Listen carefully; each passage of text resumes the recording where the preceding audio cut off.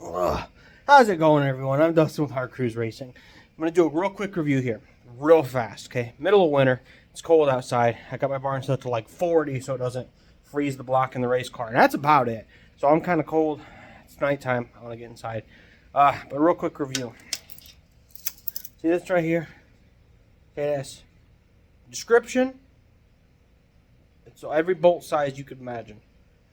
Also description, it's every nut size you can imagine. Alright.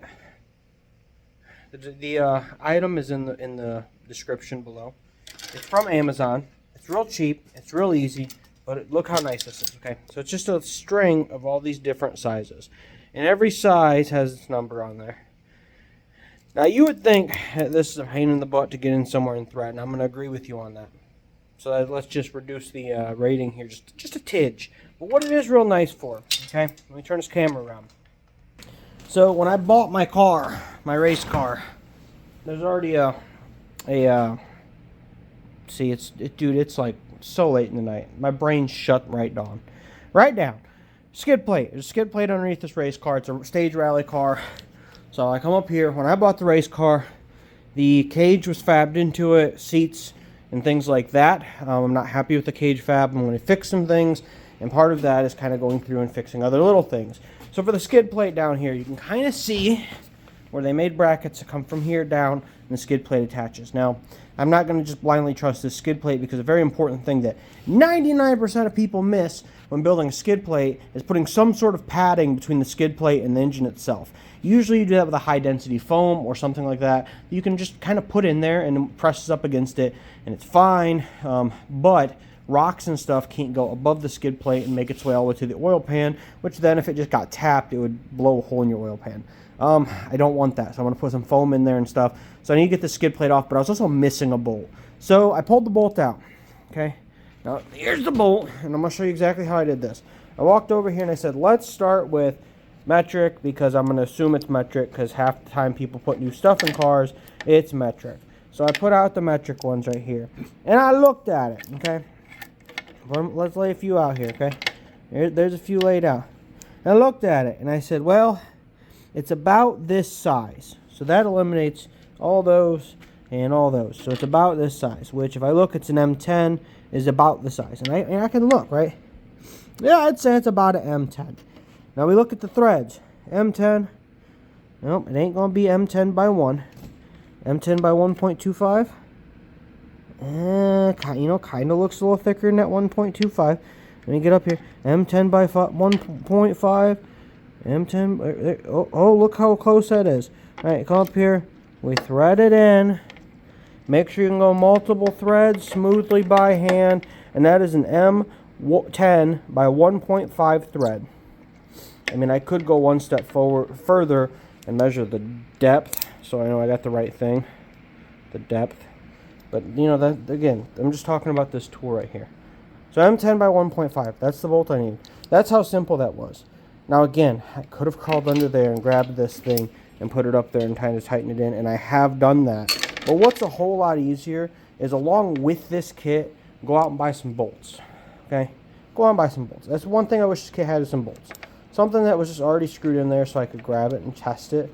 Because, like, a spare bolt means that I could be like, it might be that one. I take this off and I walk over here to my motorcycle project, and then I try it on a hole. I'm like, that one wasn't it. So I come back and put that one back, and then I grab the next one. That's the one upgrade I think could happen with this, is to just have the ability to take some of these off.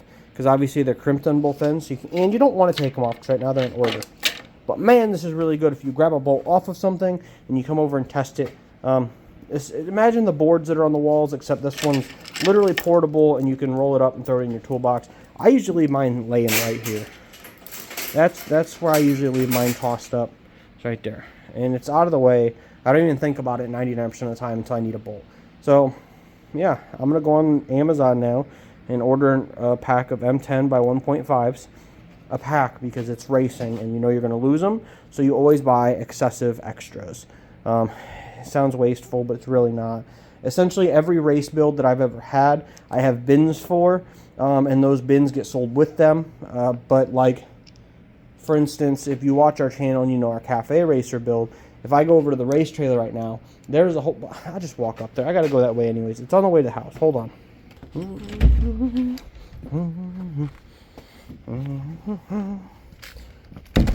As you can see, no, you can't see nothing. It snowed. It snowed and it's dark. Unfortunately, because I live on a homestead, that means I got to come out here every night and take care of animals and dump water and all those sorts of things. But anyways, into the race trailer. Alright, so up here in the race trailer, I come up here. These are all specific spacers and washers and bearings and stuff that specifically go to my cafe racer. That is one bike worth of parts right here. Okay, and all these parts only go to that bike. So if I need extra spacers for, say, I don't know, my rear pulley or something, I know that there's specifically these ones. If I need new bushings for my tank, there's the bushings for my tank. If I need new bearings for the rear wheel, those are bearings for the rear wheel. And I usually have more stuff than that. But honestly, that build is just getting going. And so we're trying to get these boxes established. And even then, I have boxes of only like 2 size bolts. So if I look in here, there's only quarter by 20. These are all quarter by 20. Every one of these is quarter by 20. Let's read the top. Front suspension. That was just specifically one front suspension bolt off of my old race truck. I really should have sold that with the race truck, but it doesn't matter because it's just an aftermarket bolt. But again, this was just for that front suspension on the race truck. And you can see front suspension, $4.99. That was that truck. If I look over here, what I have, this whole line over here is 3/8. Okay, whole line. So 3/8 bolts, split washer. There used to be nuts in there. So anyways, I do that with literally all my stuff. And it sounds excessive, but I can tell you right now that I had the whole entire truck put together, my race truck, what we're talking about, the entire race truck put together with like 2 sizes of bolts. And I guarantee that those are quarter 20 and 3/8. There were some obvious other stuff because, you know, suspension and whatnot. But this is a great system. Do that, okay? I don't know how I got on that rant. I get on that rant. I don't know. Get one of those spacers or the thread pitch tools off Amazon. I'm going to leave the link below. They're wonderful. I've used that so many more times than I thought I would. I could sit around and like try different bolts and like see if any of these are the right size. Because like, oh, I got quarter 20 and I got 3/8 and I got whatever. But like, to know that you have the tool, just take a bolt off, try it out, and be like, yep, that's the one. 100% worth it, and it didn't cost me much money. I don't remember the price, but the link's in the description below. Just go click it, okay? Go click the link, look at it, see if it's worth your value, and you're going to use it 100 times more than you're going to use the little board one, because you have to take the bolt over to the board to even be able to use it. This one you take with you. Literally, you could put it in your tool bag. I could put it in here for a race weekend, take it back into the barn afterwards. It's great, okay? Get out there, beautiful things. If you have any other cool tools like this that I should check out, let me know, because I'm only human and I only know what I know, and I don't know what I know until I know it.